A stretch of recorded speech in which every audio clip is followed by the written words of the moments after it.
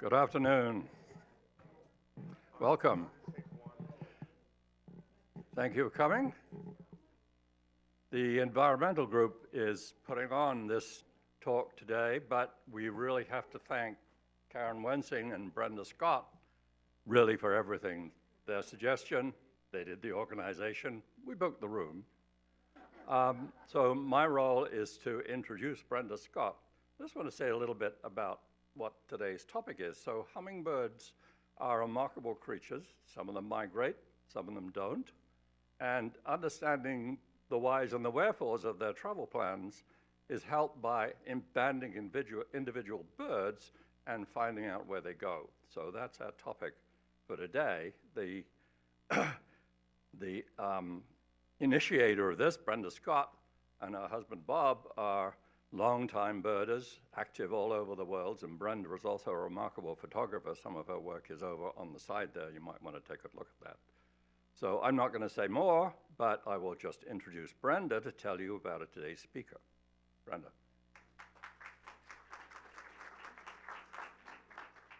Good afternoon. Thank you all for coming. Oops, forgot I'm too short. Can you hear me now? Okay. For 13 years, I've been friends with Fred on Facebook, but until December 20th of 2024, I'd never met him in person. He came to our Canopy Oaks apartment and banded a male black-chinned hummingbird that had been coming to our feeder. That's one of 9 species of hummingbirds that have been banded in Tallahassee. Fred is a licensed hummingbird bander and has been banding winter hummingbirds for many years. He received his federal certification in the summer of 2009. In 2014, he obtained his master bander permit. There are fewer than 200 people certified to band hummingbirds in this country. Today, he will show slides and discuss winter hummingbirds as well as our springtime visitor, the ruby-throated hummingbird. Please welcome Fred Dietrich.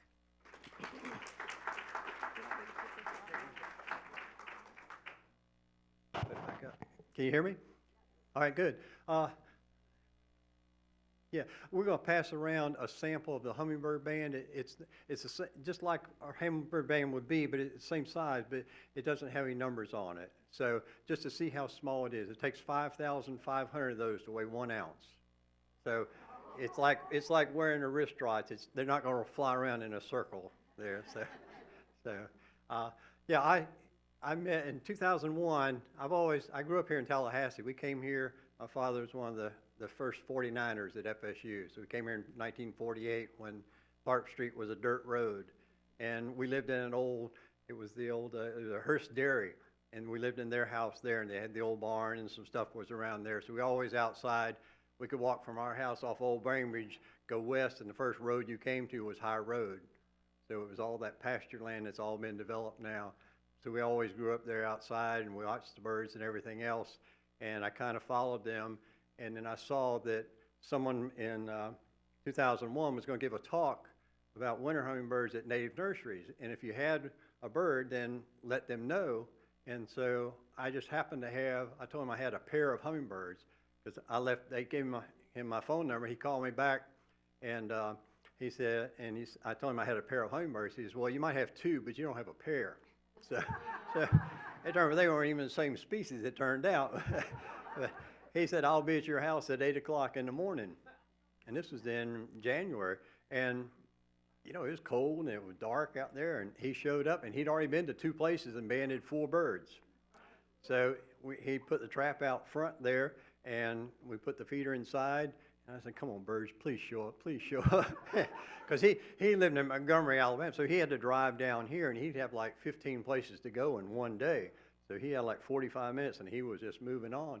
So he set the trap, and bird showed up, and he caught it and put a little bag and went into. I wanted to watch him band it, but I could kind of hear him. But he reset the trap and just gave me the little clicker for it. And the other bird showed up, and I caught it, and I was hooked. So I said, look, I'll take a day off. I'll help you carry your traps around. You can stay here with us. Our kids are gone. You can spend the night. You don't have to get a motel room. So he wasn't real sure. He had only been doing it about a year or so. But it worked out real well. He's a former Air Force pilot, and we got along real well. And so I would go along with him because usually he would catch a bird at somebody's house, and they had 2 birds, not just one. They didn't realize it, though. And so he had to go inside. We used to band inside. We kind of quit doing that, but he would do that and never knew there was another bird there. So when I went there, he'd go inside and I'd man the trap, and almost every time we'd catch another bird. So it really worked out well for us. And then I retired in 2008, and they invited me to join their crew at Fort Morgan, where they band in the spring and the fall, and I went there, and then I got my permit to band hummingbirds in 2009, and he was nice enough to give me the Tallahassee area. So I think, I was looking at records the other day, since 1998 until this past year, we've been over 800 hummingbirds in the wintertime in Tallahassee. So my permit is, we have to be working on a federally approved project to do this. You just can't, everybody can do that. And they don't, it needs to be something scientific. They don't want you to ban your mockingbird in your backyard, because everybody knows that. So anyway, I got that, and I just started, have been banding since then. I've banded 9 different species during that time. So it's, you never know what's going to show up. So, yes, sir.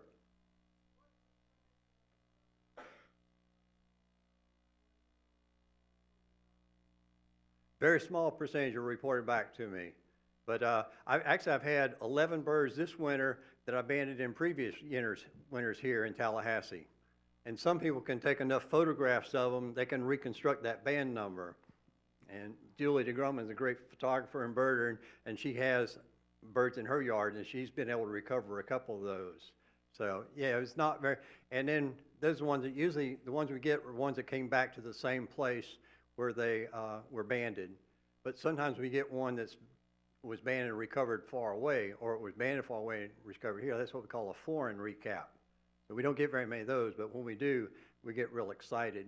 We have a web, you can report it to on the bird banding laboratory through the internet. You can put in the band number and where it was, and they'll tell you where it was banded, when, and species and stuff like that for it.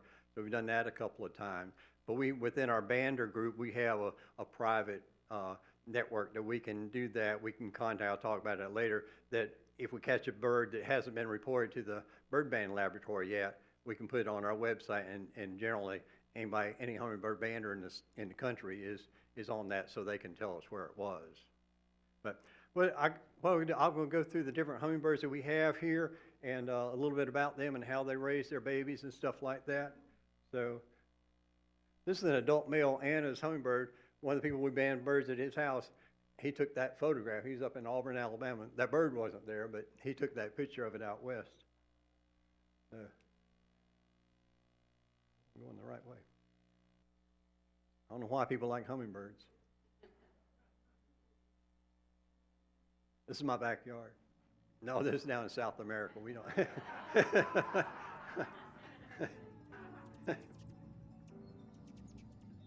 Hummingbirds are only in the Americas, North, Central, and South America. And we have about 14 species in the United States that breed here. Most of them are out west. The only one that breeds in the east is the ruby-throated hummingbird. But there are almost 350 different species. Most of them are in South America.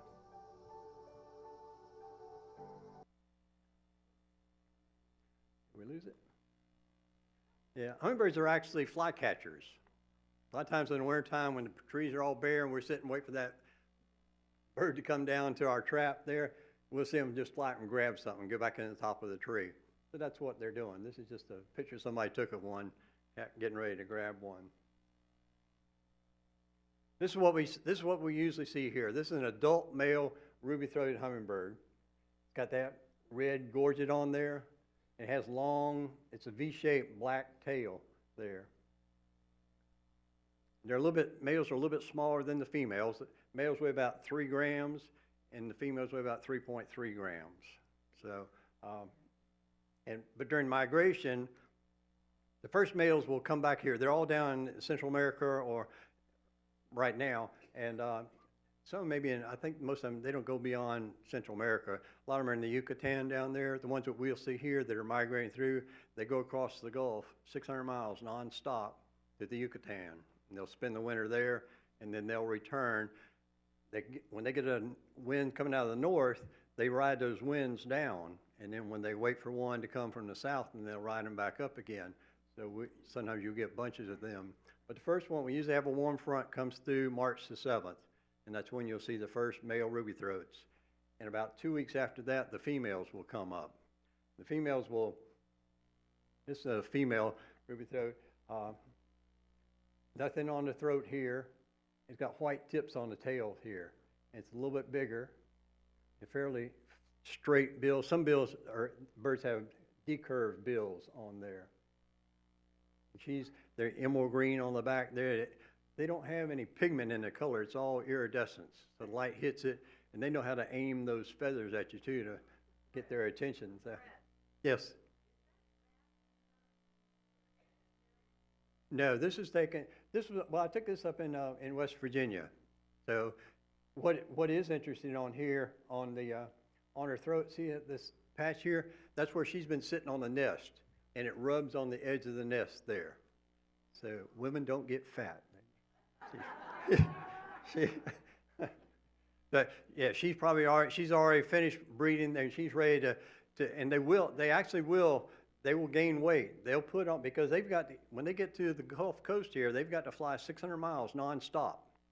And she only weighs 3.3 grams, but she'll drink all that sugar water and stuff and put on enough stuff that she can go 600 miles at 20 miles an hour.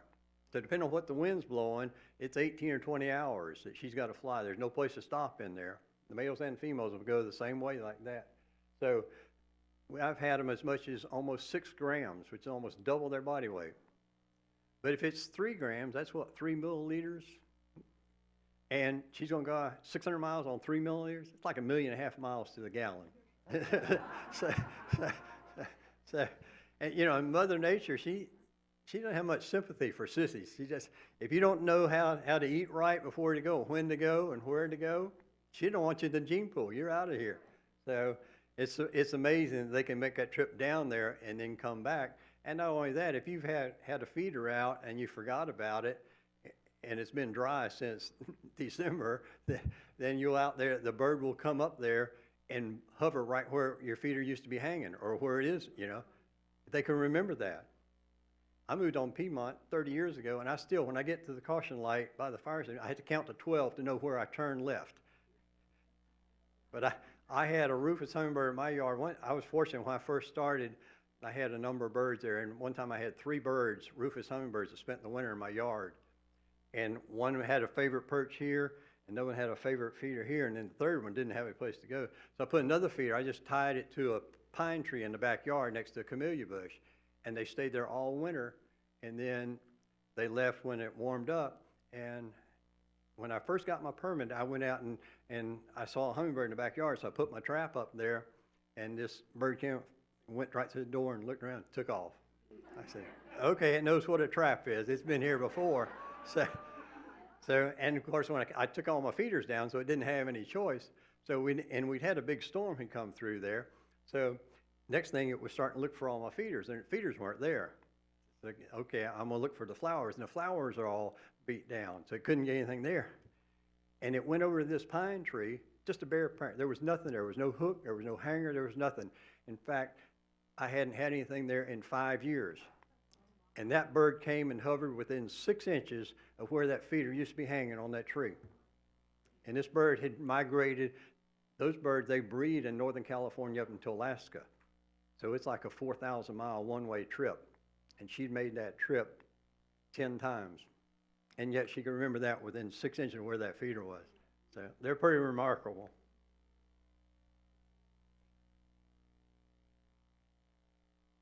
Oops.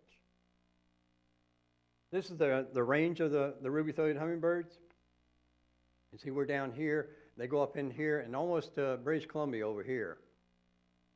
So these are the only birds that breed in the east here.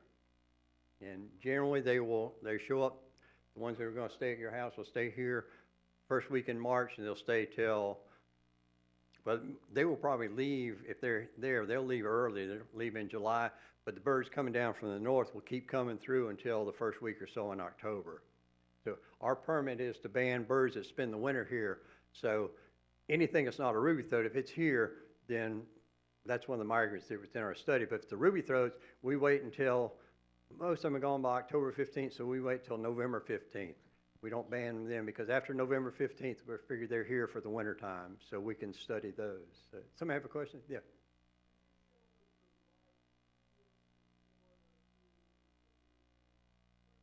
Here's the Yukon right here. It's about 600 miles right here. Yeah. Just a short little scamper down there. So, yeah, and then some people, I have no idea. A lot of times, most birds, we think it's based on the amount of sunlight, because on the sunlight, and that, you know, that it's earlier it is, you can tell what it is and stuff like that, and they can sense when the sun is at a certain angle. It's not really on the weather. They'll take advantage of the weather, the winds, but when it gets down to a certain point, then that instinct tells them it's time for you to move on. And the same thing as when they return like that. So, yeah, we have no idea how they can navigate like that. It's incredible. But we do have, one of the things we do on birds that we have banded, not hummingbirds yet, but they can put trackers on them. And one thing they can do on larger birds, like, you know, small owls, saw-whet owls, or just real tiny birds like that. But the thing on a tracker, you have a battery that weighs a lot. So if they can make a solar-powered one, then during the daytime it can transmit a signal. So they have a thing they call a geolocator, and it has a little probe that can put it on a harness on their wings, and it doesn't bother the bird, and it's as light as it could be. It can't weigh more than 3% of their body weight. So a hummingbird weighs 3 grams, so 3% of 3 grams is 0. So it's going to be tough to get a small one like that. But we are working on a solar-powered one. We've done some stuff. We had to figure out how to attach it to their back. Smaller birds, we can't use a harness because they beat their wings 53 times a second. So we have to be real careful about all. But we're getting there. We're going to get there. And we can probably put it on larger birds. Anyway, these geolocators, it measures when the sun rises and when it sets. So based on that, you can know. You can go east to west based on when the sun rises, and then the length of time, you can figure out how north and south it is. So that's a way to get around the battery problem, but you can only get with like 100 miles of where that bird is. But still, if you can track them up into, you know, the Arctic up there, and they come back down into as far as Alabama, we can get a pretty good idea, at least to know when everything was like that. So we're doing that, and we're doing that on purple martins. In Alabama, they're doing that. Some of the people in our group, they put geolocators on there. The only problem is you have to recapture the bird the next year and take it off and download the data. We don't get any, it's not electronic. The other ones they'll send through cell towers or satellites, or they have like Motus towers along the coast. They'll send out a beep and it'll identify that bird and the time where it was. So you can kind of track them that way there. But they track the purple martins all the way down into Brazil there. And one of them, they came around out in the Atlantic, and they came back through the Gulf of America.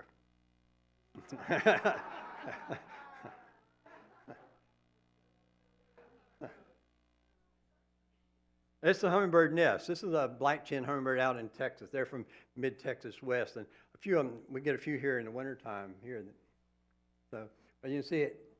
They built it like small here. It's that spider webs and lichens, they cover it with lichens and come moss and thistle down, stuff like that. It's real soft, and it has to expand as they get bigger. Yes.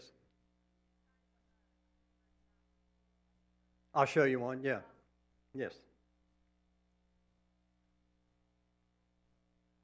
Beg pardon? This is a black-chin hummingbird. This is a female black-chin hummingbird out in Texas. We think the smaller birds don't live as long as the older bird. Most animals are the same way like that. We think the male's about three years, and the female's about 3.5 to 4 years. So the males are spending time defending territory, and they're a little bit smaller, so smaller ones don't live quite as long. But that's just an average of what they do. We've had Fred Bassett bands out in Idaho every summer, and he banded female black-chin that has come back year after year, and the last time he caught it, I think it was last year, it was 14.5 years old. That's kind of amazing for that. And he banded a bird down in Orlando one year, a male ruby-throated, and I went down, I think maybe next year, a couple years later, and went and caught that same bird, and it was 11.5 years old. So both of those are age records for birds. You can't, some birds you can age them different way looking at feathers and stuff, but they'll have their juvenile plumage and then they'll have their adult, and the adult plumage looks the same every year after that. So, and sometimes it's hard to tell the young ones from the adults. They'll start getting feathers, but we can, especially like a female ruby throat, the plumage is going to be the same when they're an adult as when they're, but we can, their bill when it's born is flat and it gets more rounded as they get older, and it's covered with a skin. And sometimes you can scrape that skin. A lot of them hit window screens or something like that, and I'll see some that have scars on there. In fact, over near Myers Park, I caught a bird, a young male ruby that it was just kind of raw where that skin had ripped open. And so we always carry, I'm a doctor now, we carry Preparation H in our banding kit, so you can put that on it. That kind of covers it up, and it's an anticoagulant and an antibiotic, so all in one. And so I put that on that bird because it could have gotten infected and never survived. And I happened to catch that bird the next year at the same place, and the bill was perfect. So it's kind of, they're tough little animals too. Yes.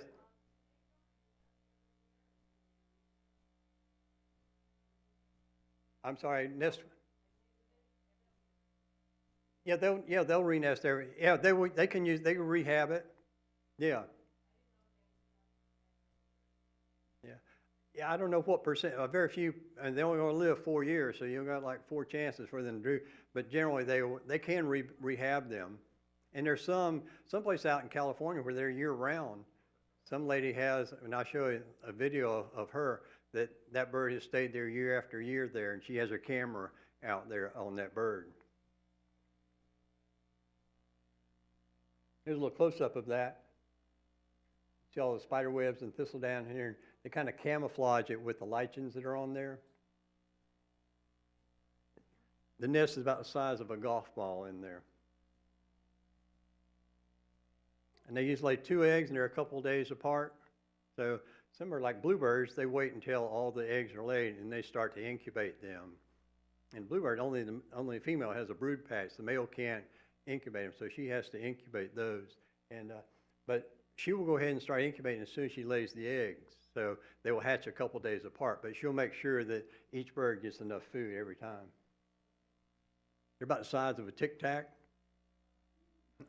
Here you can see this one over here, the feather's a little drier. This is one that's just come out of that. She'll take the eggshells and fly them off and drop them somewhere so some predator isn't attracted to it. They get a little bit better, getting some pin feathers are starting to come out. And you see the bill, how it's kind of flat, and it's got that yellow gape because the parents can see that yellow better. This is that nest out in California. These are Rufous hummingbirds that are on there. Same style and everything. They're probably about 2 weeks old, I imagine. Careful what you ask for.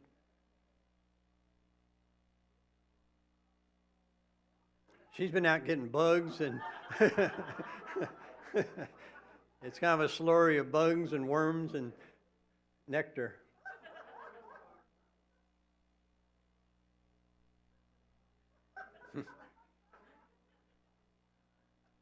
This is Allen's hummingbird. It's a Phoebe Allen's.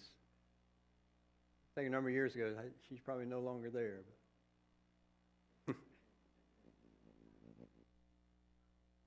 Here they are. They're getting bigger. They're starting to outgrow that, and you can see they. It's probably can't really tell at this age here, but the bill is still kind of wide. Still got a little yellow on there, and these little feathers here, these the throat, we call it the gorget feathers there, and they'll pop out and get that iridescence as they get a little bit older there. Again, it's got white tips on the tail there. This is a trap that we have, and it's a round cage, and it has a door here. We put the feeder inside it. We try to get it hanging exactly where it was, because that bird knows where 6 inches is from 4,000 miles away. And sometimes they'll just hover right beside it. They can't do it, or they'll try to get in the back way or something like that. Sometimes they can't figure it out. It takes a while, and some are a little bit nervous when they do it. So I came up with an idea for a trainer trap. It's just some half-inch hardware cloth that's about 10 by 14, and I can hang the feeder inside there, and that way they can get in through the sides there.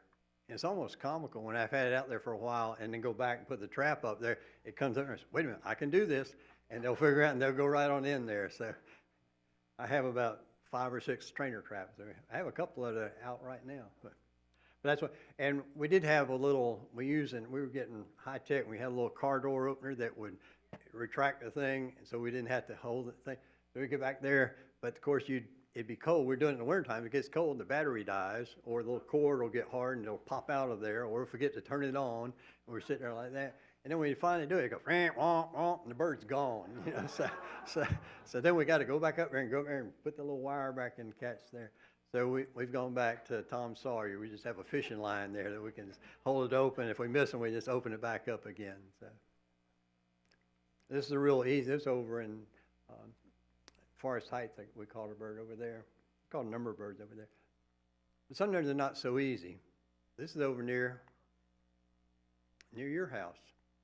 Somewhere. Anyway, it was a male Rufous hummingbird was there, and we couldn't. It was on the second floor, and there was no way we could get the trap up there and hang it up there.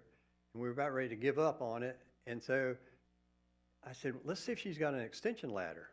And so that's a good idea. So she said, yeah, and she put it up there. And so I was the rookie, so I got to carry the thing, get sugar water all over me, going all the way up there. And we caught that bird up there.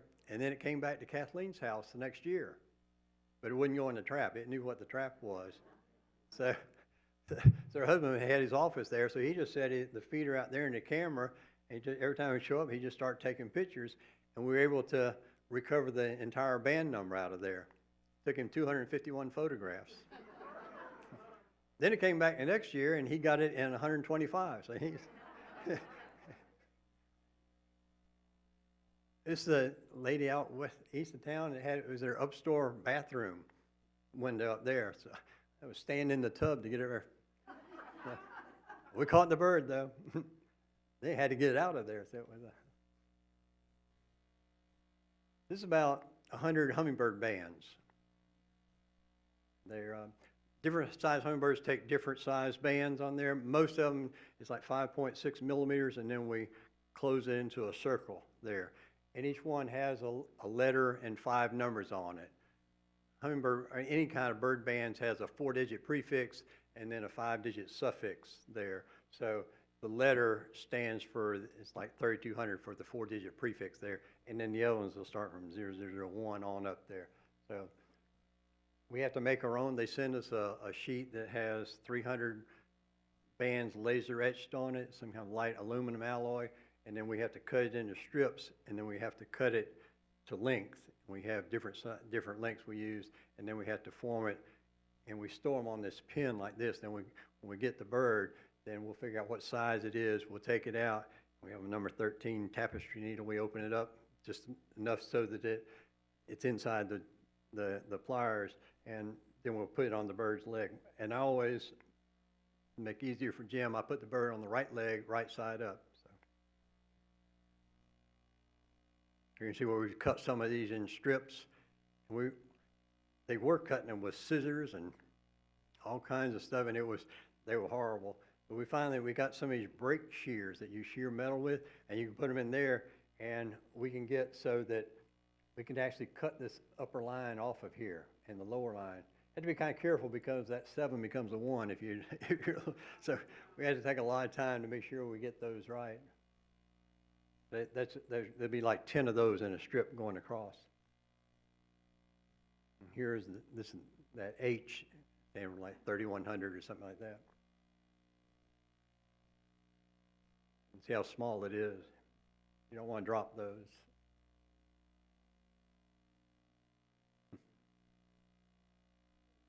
See it?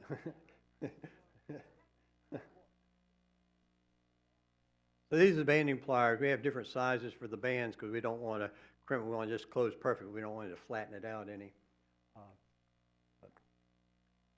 So it'll have that little circle in there. These are just, they don't make banding pliers. We have to make our own. So we have people that do that. They're just some needle nose pliers that we've changed into. So I catch that bird, and I put it in a little tow, piece of pantyhose. So finally, a good use for pantyhose, huh? So, and we'll put it that way that it holds the wings so they can't get their wings loose, so they kind of just sit there and calmly. And then I take and I'll grab the toe of that and pull it up, and then take the band and put it around there and close it on there. And I make sure that it's butted up just perfectly on there. It's not cocked, it's not offline like that. Make sure it's nice, because it's going to wear it the rest of its life. There's my tapestry needle up there and the bunch of pin. There's the right leg, right side up. This is another bird we get here that doesn't breed here. This is an adult male rufous hummingbird. They come down here. Some are down in Miami. They've come all the way down into Miami, but I don't go down there that far. But they breed in Northern California up into Alaska. So this is the male. It's got a really pretty copper full gorget there, and it's all that rufous colored on the back. And this is a female that she has the gorget. They're darker. They don't have as much iridescence as the males do. And she's got green on this part of her back here. And this is the band on her. That's a lady was in Oklahoma, saw the bird at her house, and she said, "This is a strange bird." So she went and she was a professional photographer, spent 8 hours photographing it. She's not in Jim's category. So she was able to reconstruct that band number. And so she went and got on the internet and found how you do that. She reported to the Bird Banding Laboratory, and they said Fred Bassett, the bander from Montgomery, had banded that, and actually gave her his phone number. And she called him up while he was driving down from Montgomery going into Alabama to catch a bird. And I have on my phone, I have a PDF file that you can search that has all the almost 5,000 hummingbirds we banded during the wintertime. And she gave him that band number. He looked it up. "Oh yeah, that's Jane Wilson and so and so.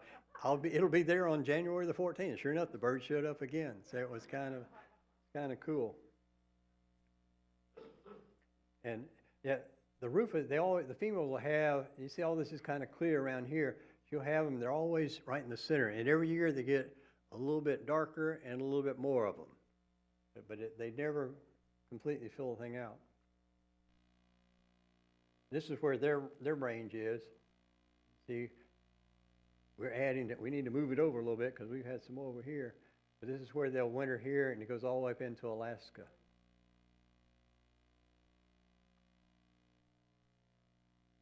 This is the world's most famous hummingbird. Been at Pan Flume's house over in Waverly Hills in January. It was the 27th bird that I had banded. And a lot of people, they banded tens of thousands of hummingbirds, and they never get a foreign recap. They just catch them back at the same house or whatever. So I banded 27 birds. I was wondering when I was going to get one. They didn't think much of that. But somebody on our little private list, somebody had it there because we had not reported that band yet. And so they put it on there. I said, that kind of seems like one of mine because it started with an H, and I thought that was there. So I went out and got my banding thing, my charts on there, and I said, surely it couldn't be me. I looked at it. Sure enough, it was my bird. And the bird was banded in Waverly Hills in January of 2010, and it left in February, and this notice came in June.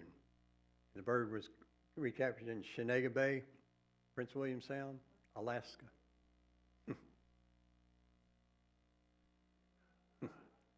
This is where it was, and went all the way there.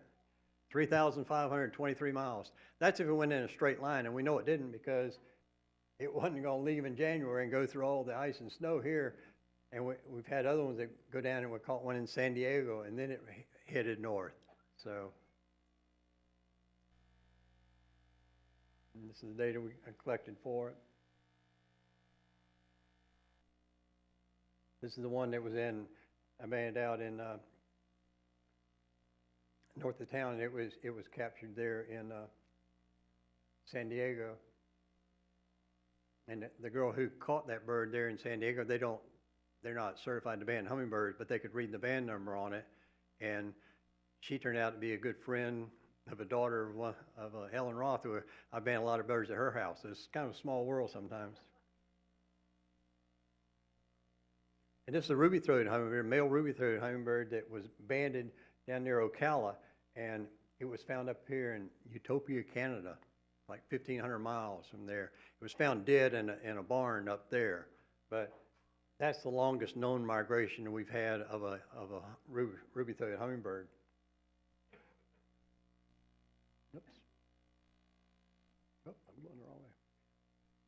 This way, I guess, the route they would take coming back. The rufous would come down here. They would come down the coast, and then because they don't want to go across when they come in the early spring, there's going to be ice and snow there, so they come down and then they will go across. But it's just what we're speculating right now. Once we get some kind of trackers we can put on them, then we'll be able to, maybe we can get some better clues on that.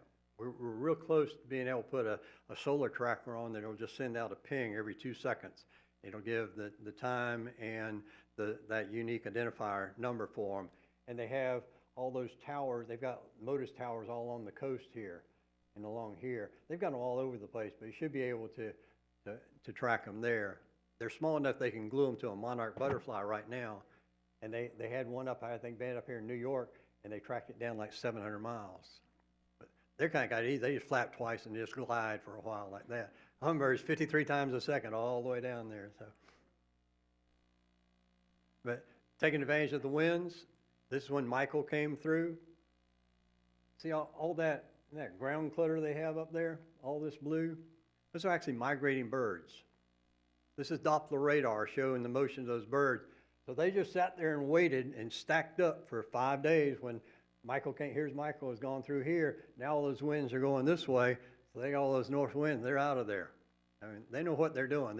It's kind of smart. These are birds in the wintertime. People, oh, they're lost. They're deranged. They're going to die. You know, they don't know what they're doing. Well, they've come back. There was a bird in one of the first winter birds. Bob Sargent in Birmingham banded it, and it was in a dark alley of a dentist office there, and the hygienist had put a feeder out there, and the bird showed up, and it was a male rufous, and everybody's all excited. All the birds came to see it and everything. Says, of course, it's lost, it's drained, it's going to get cold, it's going to die. And sure enough, it got down to 17, the bird died until it came back the next year and the next year. And it came back 8 years to that dark alley there.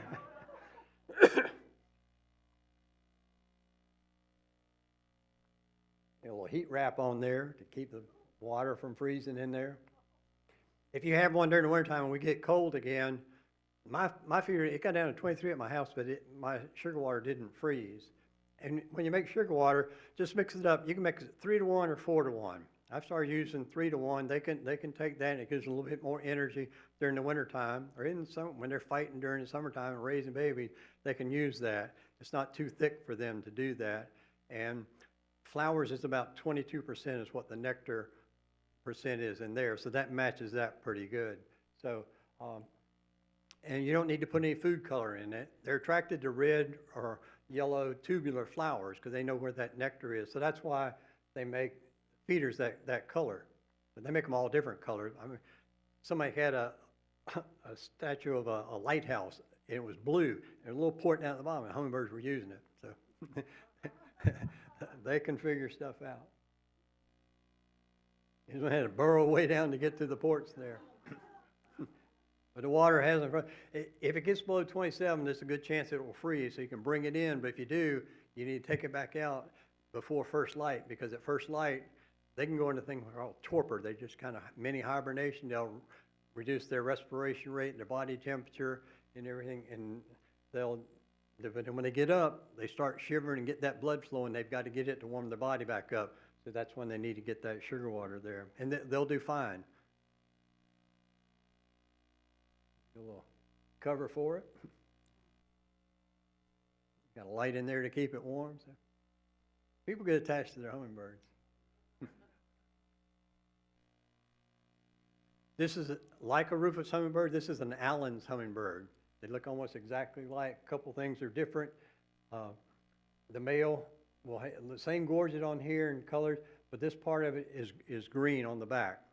I've only banded a couple of those here. They're pretty rare. You see where their range is way over here, so they're way out of the way there.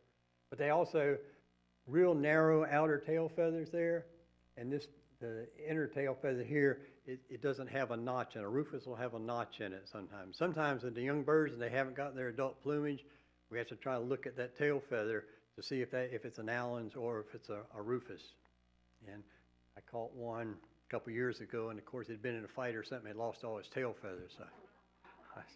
And so I had to try to figure out, based on everything else, what we could see and figure it out.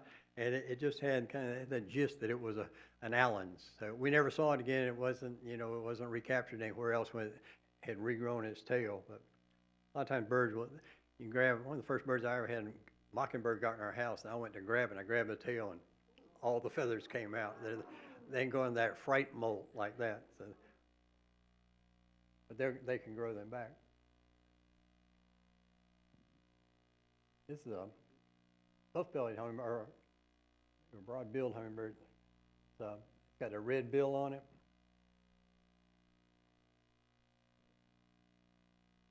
It's got a black tip on it, and it's got blue, and it have all that blue on there. And it's very similar to another bird. It's a much larger bird than the ruby throats and the rufous there. And again, these are western birds here in the southwest, and they actually come north on migration, winter migration.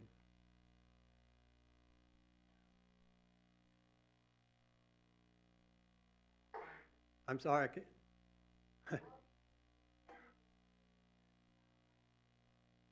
That one was, that was in Tallahassee. I've been about 3 or 4 up there, and Andy Wraithmill had one down in Spring Creek last year. This is it's a broad-billed hummingbird. Yes. This is in the same family as the ruby throats. This is the black-chinned hummingbird, and you see it's actually two-toned. It's got that purple on there, and the top part is black. This is the male, and this is the female. Another thing, it's kind of dull on top. Ruby throats will be more green there, and this has a little bit of a decurved bill on there. They're a little bit large, maybe 10% larger than a ruby throat, but the young ones look an awful lot like a ruby throat, and we have to look at certain feathers. One feather, it's got a little point on it. We know this is a young bird or something. It gets kind of complicated sometimes. They're a little bit, they'll have larger wings than the ruby throats do, too. This is the buff-bellied hummingbird that's and there is one of these in Tallahassee over near Myers Park, and it's back for its 3rd winter there. So it has that buff color here. It's got decurved red bill with a black tip on it. This is up in Valdosta. Anybody know Linda Most? Of course, we lost her a few months ago, but this is at her house there. It had been at another lady's house that she didn't want me to come band it, and she finally, we talked her into doing that, and she was from West Virginia. Turned out my wife was from West Virginia, and she was from West Virginia. When she found out, they said, okay, you can come band my bird there. So I caught that bird and banded it, and let her hold it. And unfortunately, she died not too long after that. But her son said that was like the only spark of life she had for a long time, when she got to hold that bird in her hand. So it's kind of special. Again, you can see where their range is. But there's a couple birds, one in Pavo, Georgia, that was a white-eared hummingbird, and there's an Anna's hummingbird up in Eastman, Georgia this winter, but they weren't real keen about having them banded, so I didn't push the issue.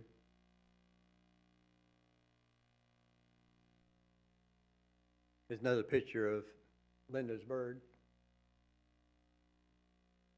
I see the band is on there.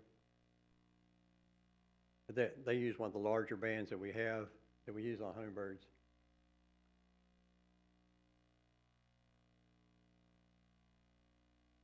Marvin Smith took these photographs here.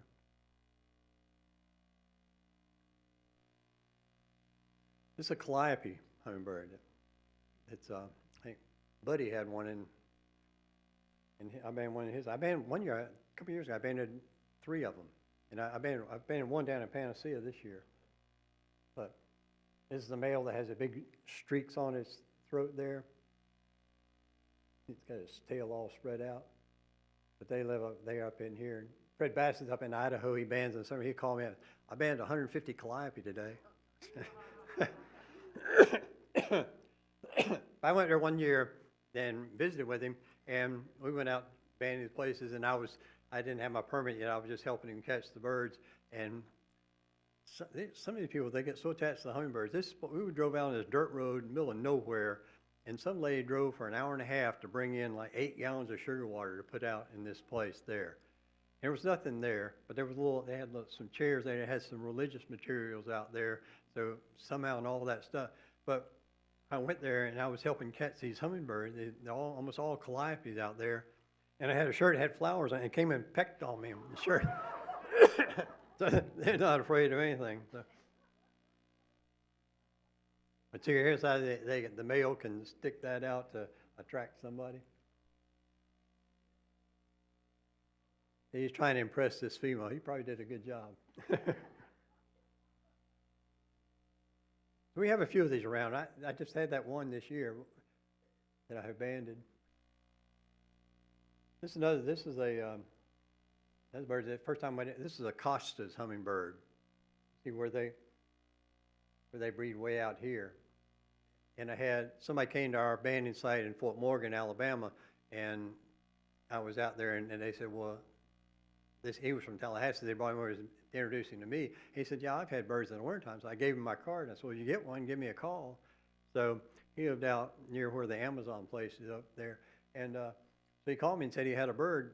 So I went over there, and I called a rufus, and there were a couple other birds there, and but they wouldn't go in the trap. And so I said, I didn't even bring it while he was there, because I said, I'd like for you to see what we're doing. But he said, you can come back on your own, I said, well, I can come over, at 7 o'clock in the morning. He said, well, we go to work at 5:30.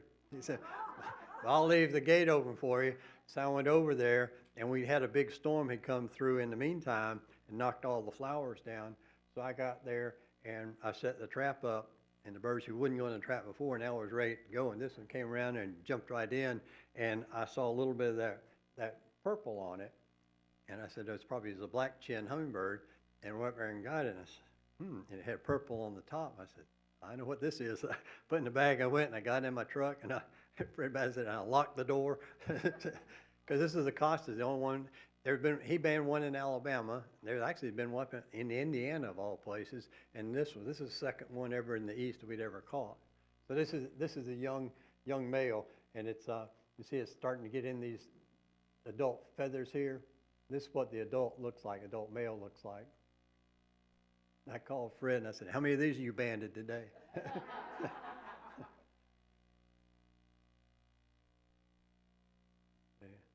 I just took a few pictures of this bird. It's really kind of cool. The age of the feathers and how they're all going to end up being purple.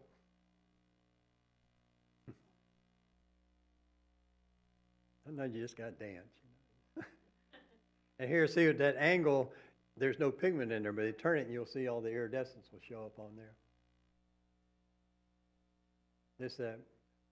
Somebody came up I went back there the next morning to see if it was still there, and like 8 birders in there getting on their life list and stuff. So, yeah, a lot of people took photographs of that.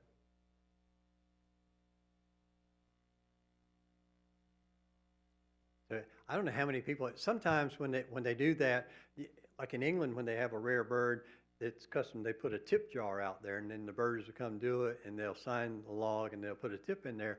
So they hadn't done it, but he was just kind of guessing. There was like over 400 people came to see this bird. He says, I don't think I'm going to do that again.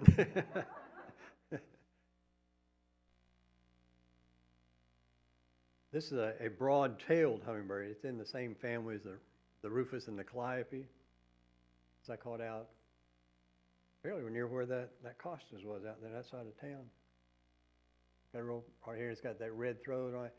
And that's an adult, and this is a young male here. It's just starting to get those feathers in his throat there. No. He has a very unique tail shape. See, these feathers are real kind of weird looking on there. And it's much, it's like when you first see them, you think it's a rufous hummingbird, and you start measuring it and say, whoa, that wing is a lot longer, and this tail is a lot longer than that. So then you go back and you can figure out what it is. That's the only one that's been banded here in Tallahassee. This is how they molt their feathers on the wintering ground. A lot of people don't ever get to see it because they only see them during the breeding season and they're not molting there. So in the winter, they replace all of their feathers. So we're lucky that we get to see that. And we kind of keep track of that. But they have 10 primary flight feathers here. So this is 1, 2, 3, 4, 5. And so this is number 6, and 7, 8, 9, 10. So they'll replace them one by one. But when they get to 8, instead of going to 9, they go to 10 and then come back and do 9. I guess they need to have that. They don't want to lose number 10 when they don't have a good backup or something like ours. She's got it figured out, but we rarely see it. Usually this is about where it is. Like P6 is a new feather that's coming in. That's about as far as we see them. They'll start leaving, or if we've caught them earlier, they'll finish and we don't catch them later on. Mother Nature here, see? B-2 bomber and a peregrine falcon. No charge for this. This is some of the data we collect on there. I have a spreadsheet that has all this, and you can go through there. I've had trouble with Excel, and I haven't been able to update it lately. But you can pick the year that you can look at any of the years we had, and pick out what species in the states we have, and it breaks it out. But you can see that these are females, males, and young.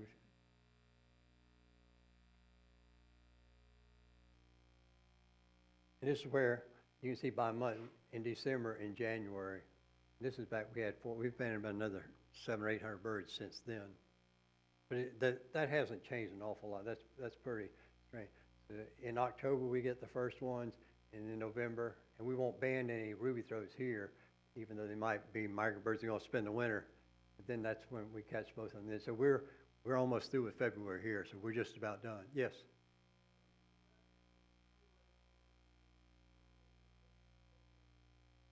Me? No, we report all that to the bird banding laboratory. And so the bird banding laboratory in Laurel, Maryland, is part of the U.S. Geological Survey somehow. And the guy who was the head of that was actually a hummingbird bander. I met him when he was training to band birds, and he was a really good guy. It's good to have a hummingbird bander in charge of the bird banding laboratory, make sure we get our bands and stuff. But I was at Fort Morgan one morning there, and he came down and would band with us, and we caught a cardinal in the net, and I was the bander, and cardinals are notorious biters. We put all the birds in a bag and just put them, we have a wheel, and somebody gets full, because they can stand there, doesn't bother them for like 45 minutes. We go a lot quicker than that. And cardinals, they can take those aluminum bands and just, with their teeth, they're so strong, they'll just chew them right off of there, or they can bend them in and they'll injure their legs. So we have to use stainless steel bands, and they like to spring back when you do it. So you got to really get on there. So Bruce Peterjohn, the director, and Fred Bash was there, and I was putting the band on there, and I got thing, and went crack, and they both looked like that. It was just that my knuckle had popped. I didn't hurt the bird, but it was just like early in the morning. My career is over right before it begun. Yeah, cardinals, yeah, everybody has. One of the first time when I was out and living at home there, I made a little trap. I had a little mouse trap up here, and I put little drop doors, and I put corn in there, and I was going to catch a bird, and I tied a piece to a string, so when it would hit that, and the trap would close, and the door would go down.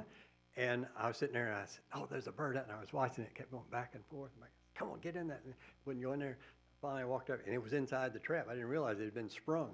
And it was a cardinal. So, oh, good. It bit me right here, and I was slinging that thing. I have a healthy respect for cardinals. Everybody, they're one of the worst biters that we get there. These are some of the locations where I have banded birds here. I just had to put the little dots in there. We don't have anything that will put exactly where they are. This is by week when we band the home, but this is from 98 to 2021 there. And you can kind of see here it starts picking up, and then we have December and January are big, and then it kind of, Here we get some of the birds later on, but if we don't ban ruby throats after March the 1st because they could be returning migrants there. So, but anything that's not a ruby throat, we can do that because they're way out of range where they normally would be. It's like, it's kind of, you don't know what the conditions are sometimes. That this is the number of total birds that we banded just by year. It was kind of steady for here, and all of a sudden it jumped way up here. We had more rufous than we ever had. I think we had more than 257 rufous. That's total birds. We had more than that this year. And then they must have been great conditions because they kept coming back for the next 3 years. And then it dropped back down to the normal thing, and then it went up here. So you never can tell what happened. I know when we train people to ban hummingbirds up in West Virginia because a couple of ladies have lots of hummingbirds up there.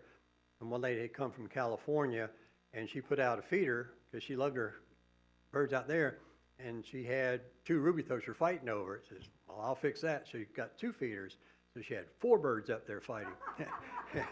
And she kept going and got up to 30 feeders and said, okay, no more, no more.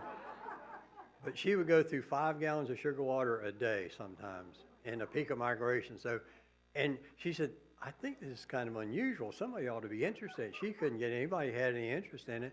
And finally she got in touch with Bob Sargent down in Birmingham. And to get a permit, you have to ban a lot of ruby-throated hummingbirds. And you get practice doing that, and then you can get certified. So he was looking for a spot there, and he came up there. So he went up there, and I had just had a bird, I think, that year, and so I went up, and my wife taught school, and so we would take her a vacation then. She's off in the summer. We go up there to coincide when they did the bander training. So I was up there going to go watch it, and so I went up there, and I was taking pictures, and he says, okay, Chief, you take your pictures, I'm going to put you to work. So my job was to catch all the hummingbirds for the trainees that session. And they banded over 600 birds. But after a couple of days there, it'd be 10 birds in a trap, banded, banded, banded. Oh, here's one, banded, banded. So I handled several thousand hummingbirds that time. And only handled like 2 before I got up there, something like that. So, and it worked out real well. I got along real well with Bob Sargent. And we would just go up there every summer. And we still have been going up there to train people because there's not a good place in the east that has lots of birds there. But unfortunately, the lady we went to, she died. She was 83. She made it all the way through our bander training, and it was like within a week after that, and then she passed. She had been in bad health, and another lady is in her 80s too. We have 2 other places, but you just never know, how long that's going to last. And I don't know how long I'm going to last, continue to doing that. So as soon as I start getting shaky, I'm not going to do it anymore. They used to, one of our banders in St. Louis, you could report when you saw your first returning ruby throat in the spring. And of course they have them showing up in Alaska and all that, so we had to kind of get rid of a lot of that information. But he would put all those there, so I was taking all that data and putting it into a spreadsheet so I could calculate and see where it was. And it's been turned over to Journey North now, and so they've got it all digitized, so I don't have to go back and read all that. My Excel hasn't been working for a few years, so I haven't been able to do it. I took all the data from all these years off his maps and put it in there just so we could kind of see when the early one. So you could look at the data by the state, and we had this many, and then by year, and we're looking at the earliest arrival date, because a lot of times in different areas in the state, they come in at different times. But it's, it looks like, based on this, it's pretty much a straight line. There hasn't been a change during that, almost 20 years there of data like that. So, but if you're a statistician, you can do whatever you want with that. Or stat person there. So, but you can see, okay, we'll just look at the median arrival date. Oh, see, they're getting here earlier or later and later, whatever. So, we've got global warming here, global cooling there. But, we just like to look at them. We don't like that. This is Jerry Tuning. She's the one in West Virginia that had all the hummingbirds there. She kept track in her little logbook of how many gallons of sugar water she had made every day. So I got that and put it in there. And it's really kind of cool because if you look at this data, here they get to Tallahassee March the 7th, and they go about 20 miles a day. So here's where they arrive 1st of May up in West Virginia. So she puts some sugarwater out, and then the females come, they're on the nest now, so they're not at the feeder, and they're just a couple, one male will be, he would run everybody else in her yard there. So there's a gap here, and then when the babies start coming out there, then you'll get those, and then they'll kind of quit, and the males they're done, so they're ready to go on, and then the females there, and from this time here, you can see all these birds arriving from the north, come down there, and we try to come right here, and this time here, we get most of the birds, and then they're all gone by the 1st of September, so they're out of there. So it's kind of interesting how all that went there.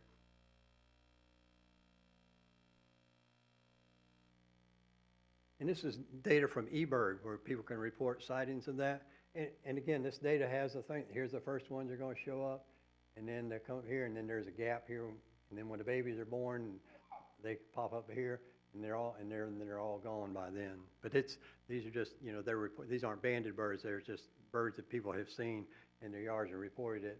I think a guy in Gainesville had put this together. Well, that's it. That's all I know about hummingbirds. If you got any questions, I'll be happy to try to answer them. Yes, sir. Thank you.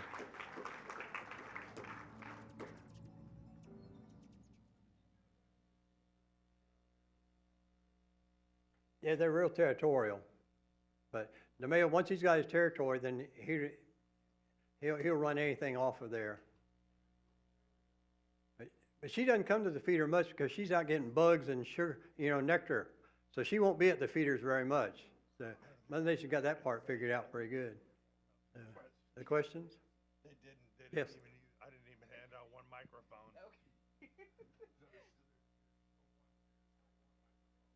Yeah. So what I would say, if you have it, you can leave a feeder out year-round, because hummingbirds will be here year-round, different birds like that. I've got some cards over here, and there's a sample of a hummingbird band over there too. You can look at that and just see how small it is. 5,500 will weigh 1 ounce. So, but if you have it, or you have I've caught birds before that've been injured or something and take them to a rehabber. So if you have one gets hurt or something, I caught one bird. I heard it hit the window, ruby throat, this earlier in the fall, and I got it up there and just held it in my hand. It would just move, and it took like 30 minutes, and it warmed up. I opened up, and it flew on off fine. So, oh yes, oh yeah, yes. Now, you don't need to put a whole lot in there. They only, you know, during migration in July through August, you'll have a lot. By 1st of October, that all the ruby throats will be gone there. But yeah, just leave that, just put a little bit in there, and it'll stay probably a week. If it starts getting cloudy, and you can mix up more and just keep it in the refrigerator. And you just pour a little, wash it out real good, and then pour it in there, and they'll be fine. Can I interrupt? Sure. Before we lose people, I just wanted to express my thanks personally and for the environmental group to Fred and for Brenda. I think we all agree it was illuminating, fascinating, whatever adjective you want to apply. And we're going to express our appreciation with some bird-friendly coffee. We have one for you too, Brenda. And if you don't know what bird-friendly coffee is, you might want to visit our table over there. There's some flyers on that. And take note of Brenda's photographs also. Okay, the final request to you is if any of you have ideas for programs that you'd like us to sponsor or information that you'd like to see in the WOW, in the Going Green Corner, let a member of the steering committee know, and that is Mike Meredith, Rochelle Davis, and is Jane Newman here? Okay. Well, thank you all for coming. And I think you can hang out and ask Fred more questions if you'd like.